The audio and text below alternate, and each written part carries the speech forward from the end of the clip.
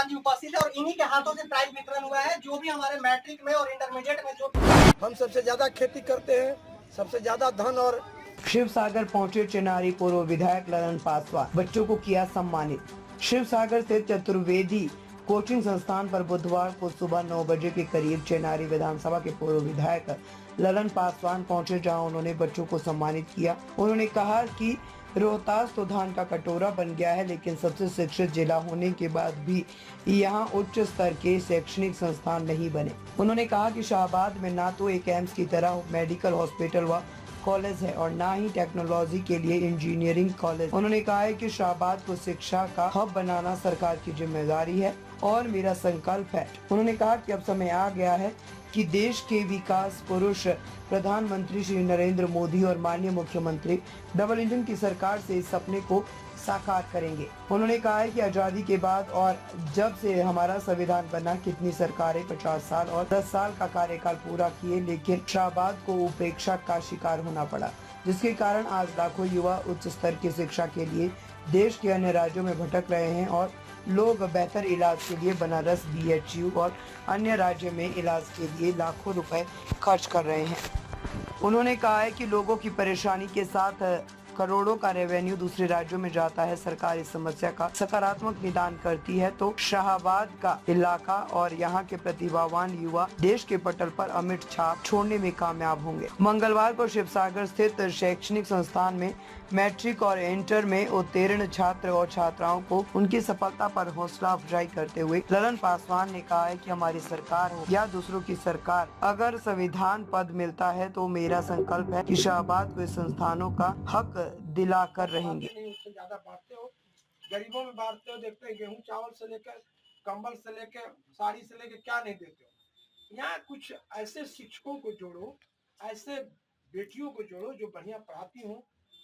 Matric के exam की तैयारी कराओ, इंटर का कराओ और साथ साथ इंजीनियरिंग और मेडिकल का और प्रयास हो कि IAS का भी इनका तैयारी अगर हो सके तो हम उनको शिवसागर और चिनारी को हब बनाना चाहिए, ससराम को हब बनाना चाहिए।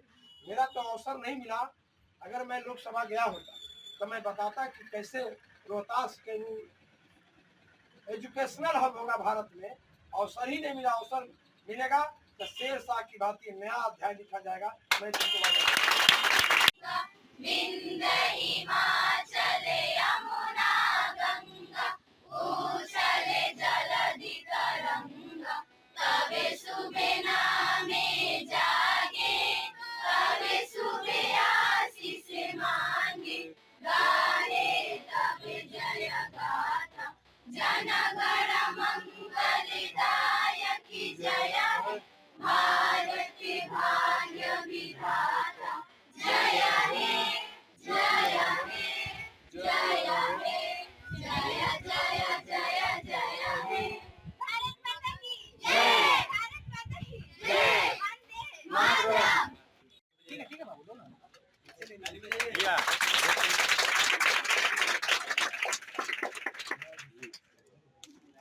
इधर सर देखिए थोड़ा।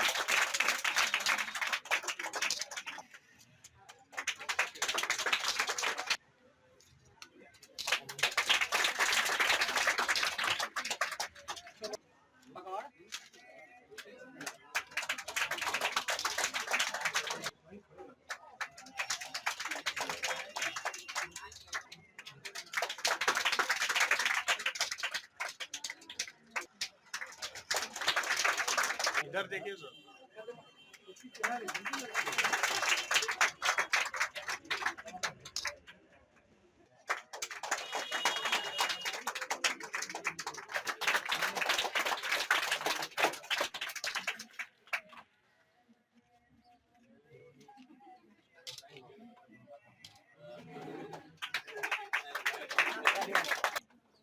इधर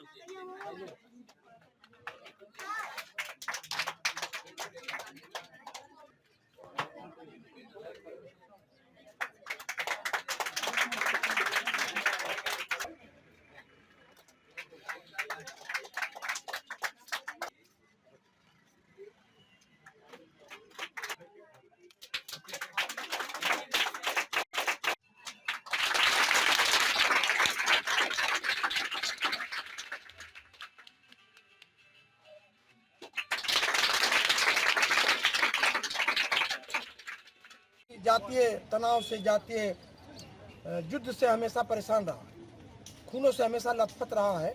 बड़े दिन के बाद उग्रवाद से और जातीय संघर्ष से बाहर निकल के आया है। और ये शाहबाद, हम ये कह सकते हैं कि लंबे आज़ादी के 75 वर्षों में ये एजुकेशनल हब नहीं बना, धान के कटोरा बन के रह गया।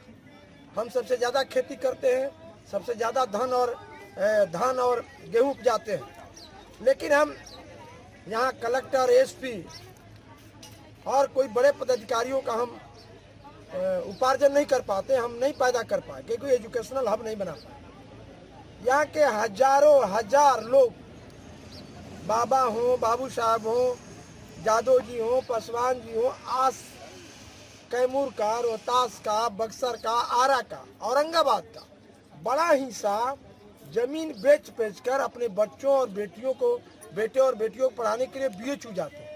और कुछ आबादी बीकर सेक्शन अनुसूचित जाति के हॉस्टल के लाभ के कारण, आवासीय विद्यालय के लाभ के कारण, छात्रावास के कारण पटना जाते हैं। और हम नहीं बना पाए।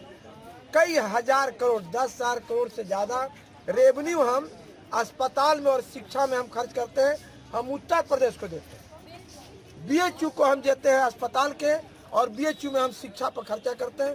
कोई ऐसा शायद है कोई विद्यार्थी होगा जो BHU का विद्यार्थी नहीं होगा पूरे इस शाहबाद और मगध के इलाकों से।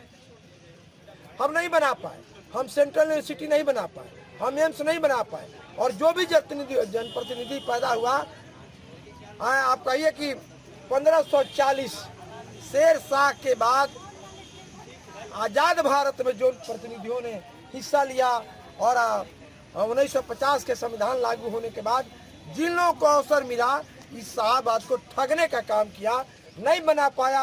अब नाम नहीं रखेंगे, किसी को 40 साल मौका मिला, किसी को 10 साल मौका मिला, किसी को 15 साल मौका मिला, किसी को 20 साल मौका मिला लोकसभा विधानसभा जाने में, मंत्री बनने में, लेकिन किसी ने एजुकेशनल हब और अस्पताल की कोई व्यवस्था नहीं कर पाया।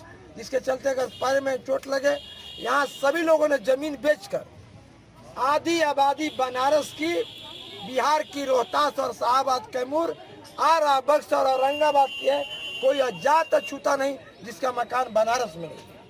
क्यों? अपनी बेटियों को पढ़ाने के लिए, अपने बेटों को पढ़ाने के लिए। हम नहीं कर पाए।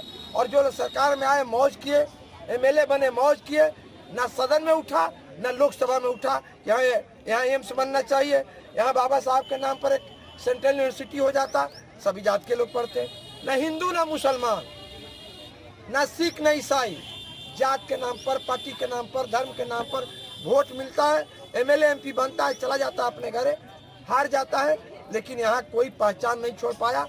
अगर कोई काम किया, मैंने कहा कि 1540 में दुनिया में विकास का एक लंबा लकीर शेर शाह ने खींचा था, और अब जो खींच रहा उसका नाम है नरेंद्र मोदी दुनिया में।